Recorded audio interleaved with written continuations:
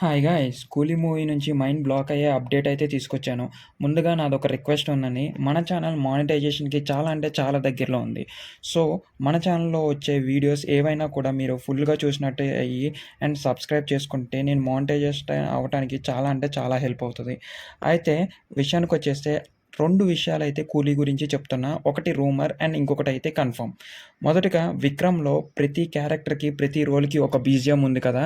Same Anirudh కూడా ఇదే మూవీకి ఒక్కొక్క విలన్‌కి ఆర్ ఒక్కొక్క పర్సన్‌కి, ఒక్కొక్క క్యామియో రోల్‌కి ఒక్కొక్క బీజీఎం ఇచ్చాడంట.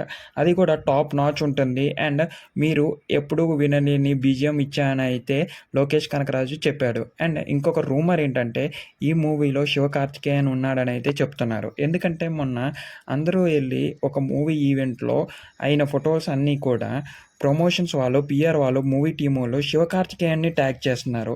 సో, అందరూ అక్కడ రోలెక్స్ క్యామియో‌ల్లాగా ఇక్కడ సేమ్ శివకార్తికేయన్ క్యామియోలు ఉంటదని ఎక్స్‌పెక్ట్ చేస్తున్నారు. దీని మీద మీ అంచనాలేంటి?